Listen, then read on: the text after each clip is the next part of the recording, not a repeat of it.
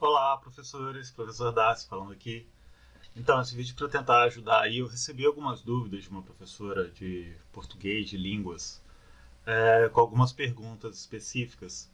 Eu não vou colocar aqui as perguntas, né, identificar ela, porque não foi direcionado a mim, foi repassado, então não tenho autorização dela para colocar quem foi e nem sei quem exatamente foi.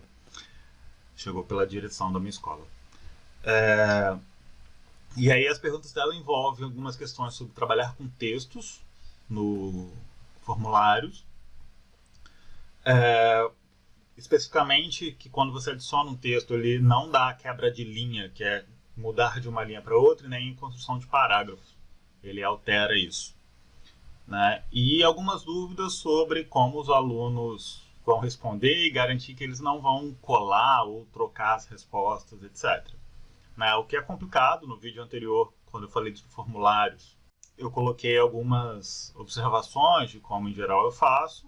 Mas vamos lá, vamos primeiro às perguntas de maior ordem prática aqui do Google Forms. Então, vamos embora. Então, ela questionou primeiro sobre colocar texto. Se você colocar um texto aqui no título da sua pergunta, dependendo do tamanho do texto, ele vai criar aqui uma pergunta. E a hora que você for visualizar como estão construídas tanto as perguntas quanto as respostas, seja uma resposta curta ou múltipla escolha, vão ter essas configurações. O que essa professora reparou é, quando ela cria um texto grande, e aí eu vou usar uma ferramenta aqui conhecida por muitos diagramadores, editores de texto, que é o Lorypy, tá? Que é um gerador de textos aleatórios. Você define aqui número de parágrafos, número de bytes, listas, número de caracteres. Tem um texto grande, robusto aí e pedir para ele gerar. Então eu vou copiar esse texto aqui. Observem que esse texto tem lá dividido em parágrafos, bonitinho e tal, com várias palavras e as 1000 palavras lá. Ele gera esse texto aleatório aqui, que é um latim de brincadeira aqui, né, que a gente pode copiar isso aqui, que ele gerou 10 parágrafos com 1000 palavras, como pedir, e algumas outras informações do texto. E a hora que eu for lá no meu formulário e eu tentar colar toda essa informação aqui, podem ver que ele não vai me dar quebra de linha, né, de separar, pular de uma linha para outra para criar os parágrafos. Né. De fato, esse título aqui, quando você constrói o título da pergunta, espera-se que seja um título, seja o enunciado da sua pergunta aí. Né, que você pode colocar aqui a pergunta. Uma coisa que você pode fazer também, vir aqui no mais e adicionar uma descrição. Caso você tenha uma pergunta e algumas coisas que você queira adicionar na sua pergunta aqui. E aí, mesmo nessa parte de descrição, ele também tira a quebra de linha. A ideia do Google ao fazer isso é que ele faça o formulário ser o mais compacto possível. Né? Mas você vai construir uma pergunta com um texto longo, adicionar um texto relativo às perguntas, isso pode ser complicado, certo? Então, uma alternativa que ele mantém as quebras de linha, pelo menos, que é o que dá uma fluidez ao texto melhor, uma redação, principalmente trabalhos sobre português, produção de texto, interpretação de texto, você pode vir aqui na barra lateral e você pode adicionar algumas coisas, adicionar uma pergunta, importar uma pergunta, e aí para a gente vai ser interessante essa opção, adicionar título e descrição. Então ele vai adicionar como se fosse uma pergunta aqui, né, que ele vai ter só o título e a descrição. Nessa descrição aqui, se a gente colar aquele mesmo texto, observem que ele está aqui com as quebras de linhas, com os parágrafos construídos direitinho, né, que aí você pode pular uma linha ou outra, e aqui uma região de título. Então eu vou adicionar o mesmo texto aqui, com seus 10 parágrafos e 1000 palavras lá, e a gente vem aqui no olhinho para visualizar como o aluno vai observar. Vocês vão ver que está lá a pergunta, que eu não coloquei nada. E a parte de título continua sem a quebra de linha. Já essa descrição, onde lá estava como descrição, ele mantém a quebra de linha direitinho. Certo? Então, tentando interpretar as intenções da Google aí, ao elaborar isso, a gente pode entender que a parte do título é para ser algo breve. Pode ser o título do texto, ou você pode colocar aqui texto relativo às perguntas seguintes. Tá? E aí, ou perguntas 3, 4 e 5. E abaixo adicionar o seu texto. Realmente, ele, por enquanto, nessa versão, ele não dá nenhuma opção da gente poder editar esse texto, colocar negritos e coisas do tipo, tá? Até tem algumas formas de fazer isso, mas são tanto complexas, ainda não estão desenvolvidas para os casos mais simples. Então, quando a gente coloca aqui o título relativo, né, eu posso colocar aqui o título do texto. Quero que a gente visualizar. A gente vai ver que o aluno vai ver esse formulário que a gente colocou no título, e o que está nessas letrinhas menores é o que a gente colocou na parte de descrição. E aqui embaixo a gente adiciona as perguntas que são relativas a esse texto. E aí eu adiciono a próxima pergunta. E aqui embaixo ele vai criar. Você pode referenciar o primeiro, o segundo, o quinto parágrafo. Você pode colocar algumas coisas aqui que vão te dar algumas opções. Lembrando de colocar se é uma resposta curta, um parágrafo. Né? E aqui é sobre a resposta do aluno. Se você espera que o aluno responda alguma coisa em torno de uma linha, você coloca como resposta curta.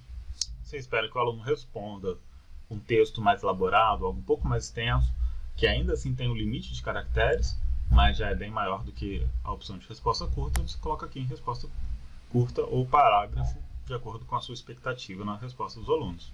Aí ele já bota aqui texto, resposta longa, ou texto, resposta curta, que vão ser as respostas dos alunos, ou múltipla escolha, do jeito que você preferir. Então, uma forma que você tem de trabalhar isso é adicionar aqui o texto, né, título e descrição, que ele vai adicionar uma parte onde só vai incluir isso, e em seguida a pergunta. E aí, uma outra dúvida dessa professora era sobre as configurações lá para tentar evitar que os alunos colhem.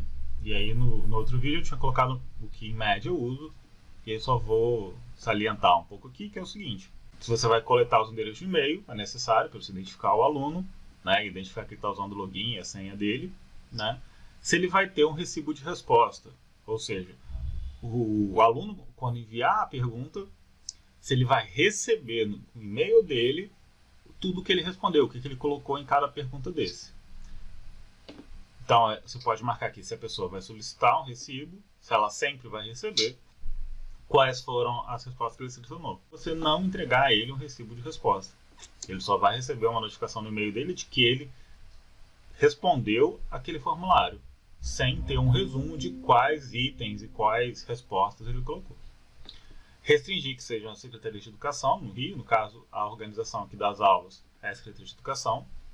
E aí é importante, na hora que você cria o seu formulário, você passar o mouse aqui nessa bolinha e ver qual é o e-mail que você está criando. Se você tiver utilizado um e-mail de outra conta, do seu Gmail pessoal ou qualquer outro e-mail, os alunos não vão conseguir abrir.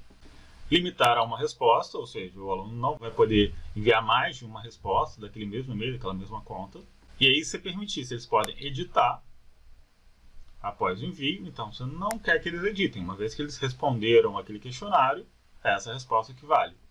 E se eles vão ver um resumo das respostas, porque eles vão ter aquela informação lá na tela dele já resumidazinha ali. Na apresentação, se você criar mais de uma sessão, você vai mostrar ou não a barra de progresso, e aí você pode fazer com que o aluno responda cada pergunta em páginas diferentes na hora que você cria uma sessão. Ele pode voltar à página anterior, mas você vai mostrar para ele aqui a barra.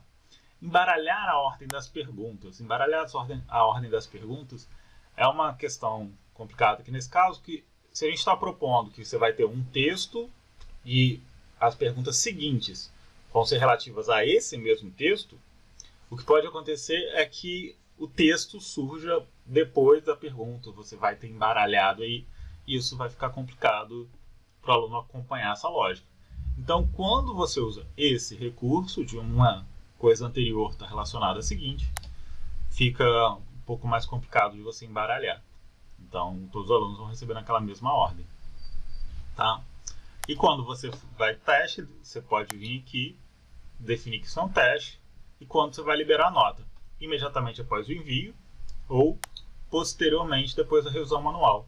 Eu tenho outro vídeo aí, que é sobre essa liberação das respostas. Eu aconselho sempre colocar posteriormente, depois da revisão manual. Porque se ele recebe a nota imediatamente, ele já tem lá a informação de se está certo ou está errado, fica mais fácil dele repassar para os colegas. E aí, quando ele libera a nota, ele vai receber esse feedback mostrando o que ele errou, o que ele acertou e os valores das questões. Mas só quando você liberar. Então, o ideal é deixar aqui para liberar só depois de uma revisão manual, que é bem fácil de fazer, né? Principalmente se você colocar só questões objetivas. É muito simples, tá? Só ir lá no outro vídeo que a gente tem como ver essa parte da correção dos formulários. Então, basicamente é isso. Uma alternativa que é válida quando você usa questões de múltipla escolha, você pode vir aqui para cada pergunta, você vai ter a opção 1, opção 2, opção 3, opção 4, opção 5. Você pode, vindo aqui no mais, ordenar pelo menos as alternativas aleatoriamente. Então, na hora que você marca aqui que ele ordena aleatoriamente, isso vai aparecer para o aluno, indo lá no olhinho para visualizar como aparece para ele. Essas opções que você colocou vão aparecer numa ordem aleatória. Então, se você não identificar ali como resposta letra A, letra B, letra C, só colocar a resposta, para cada aluno isso vai aparecer numa ordem diferente. E aí, pelo menos, é alguma coisa que dá uma aparência diferente para cada questionário. Tá? Existem outras ferramentas e complementos que você pode criar um banco de questões maior do que se você vai utilizar 10 perguntas para os seus alunos. Você pode criar 20 perguntas e o sistema selecionar entre essas 20 quais as 10 ele vai utilizar lá aleatoriamente. Isso é a partir de alguns complementos. A Secretaria de Educação bloqueou alguns complementos para não serem possíveis de instalar aqui, né? Mas aí já são ferramentas um pouco mais avançadas. Aqui a gente já tem alguma quantidade de alternativas e de coisas que a gente pode usar. Dão bastante opções. Então é isso aí, espero que tenha ajudado. São algumas das dúvidas que eu recebi aí através da direção e espero que ajude. Quaisquer outras dúvidas, pode me perguntar, pode fazer comentários lá no meu canal ou me enviar pessoalmente as dúvidas que eu tento ajudar. Dependendo do que for, fazer um vídeo aqui para responder, como esse, ou posso, se for uma resposta mais simples, mais curta, tirar a dúvida ali rapidinho. É tranquilo. Beleza? Vamos lá, todo mundo colaborando, a gente vai bem, fique em casa, fique tranquilo. E por esse vídeo é só. Beijos!